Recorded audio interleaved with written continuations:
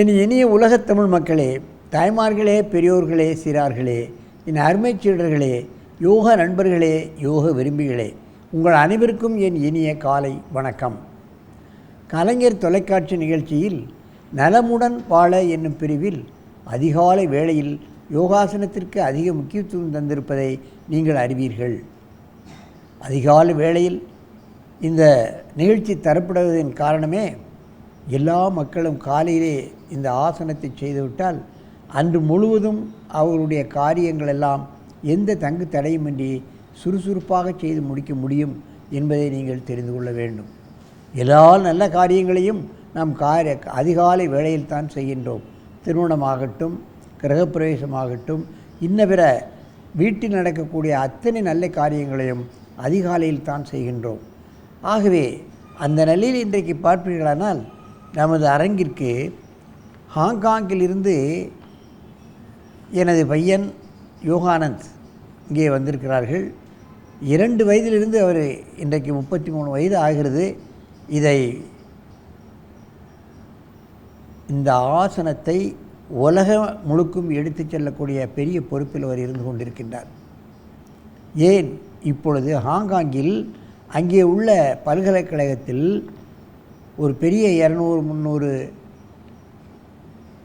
Cancer பேஷண்ட்டுக்கு, குறிப்பாக மார்பக புற்றுநோயை இந்த யோகாசனத்தின் மூலமாக எப்படி நீக்கலாம் என்ற ஒரு ஆராய்ச்சியில் புகுந்து அதில் வெற்றி கண்டு இன்றைக்கு அதில் நமது ஸ்போர்ட்ஸ் யூனிவர்சிட்டியில் PhD வாங்குவதற்காக இங்கே வந்திருக்கிறார்.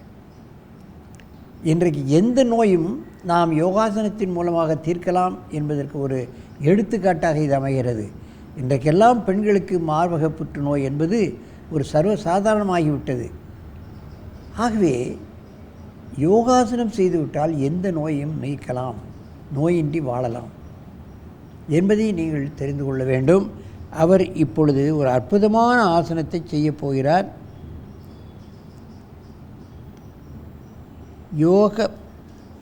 ஏகபாத வஜிஷ்டாசனம் எனும் ஆசனத்தை செய்ய போகிறார்.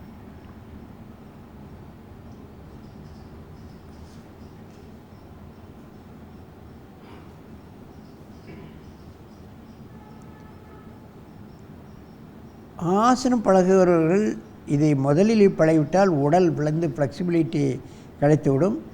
அதன் பின்னர் மற்ற ஆசனங்களை நாம் செய்யலாம். குளிர் பிரதேசத்தில் உள்ளவர்களுக்கு இந்த ஆசனத்தை செய்தால் அந்த குளிரை தாங்கக்கூடிய தன்மை இவர்களுக்கு கிடைத்துவிடும். ஷோல்டர், கைக்கு சில வீரர்களுக்கு பார்த்தீங்கன்னா தோள்பட்டை வலி, புஜவலி இவைகளெல்லாம் நீங்கும். ஹிப்பு பெருசாக இருப்பவர்கள் குறைப்பதற்கு இந்த ஆசனம் மிகவும் உதவிகரமாக இருக்கும். இந்த காலத்தில் ஆண்களுக்கும் பெண்களுக்கும் கூட இடுப்பு பெரிதாகி விடுகிறது. அதை குறைப்பதற்கும் இந்த ஆசனம் மிகவும் உதவிகரமாக இருக்கும். ஏகபாத வசிஷ்டாசனம், வசிஷ்ட முனிவர் கண்டுபிடித்த காரணத்தினால் இதற்கு வசிஷ்டாசனம் என்று பெயர் வைத்திருக்கிறார்கள்.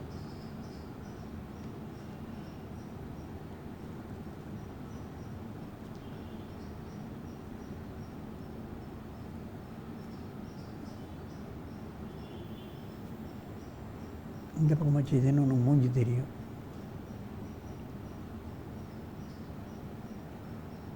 வஜிஷ்ட முனிவர் கண்டுபிடித்த காரணத்தினால் வஜிஷ்டாசனம்.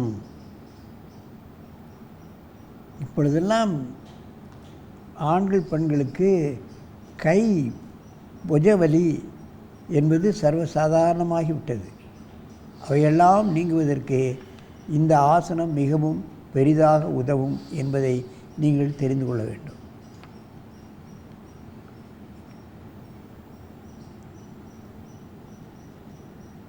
இந்த கையை நீட்டி செய்வதை விட ஆரம்ப கட்டத்தில் கையை மடக்கி கூட நாம் பழகலாம்.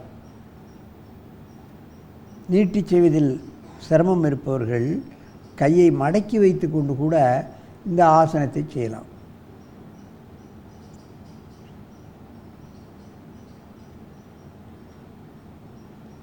ஏகபாத வஜிஷ்டாசனம்.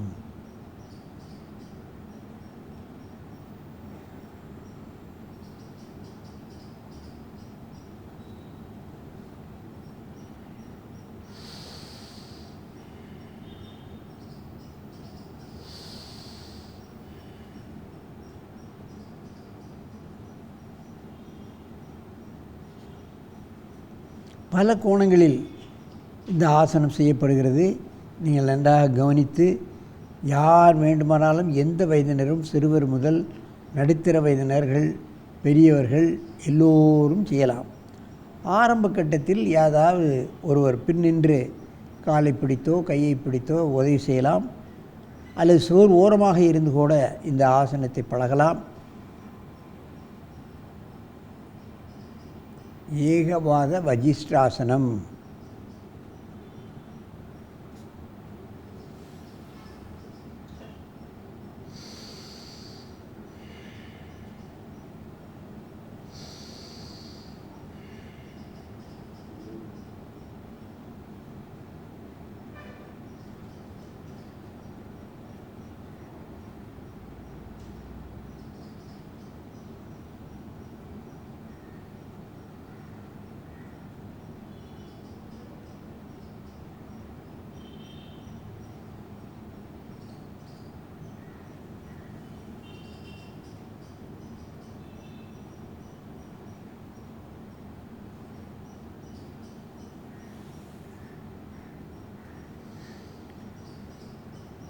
என் அருமை பெரியோர்களே, இந்த ஆசனம் எல்லோருக்கும் நல்ல பயன் தரக்கூடிய ஆசனம். இதை எல்லோருமே பழகி தங்கள் புஜவலி, கைவலி, ஹிப்பு வலி, ஹிப்பை சிறுசாவதற்கான வழிமுறைகளை நீங்கள் காண வேண்டும். இது கடினமான ஆசனம் கிடையாது. ஆரம்ப கட்டத்தில் சுவர் ஓரமாக பழகுங்கள், பிறர் உதவி கொண்டு பழகுங்கள்.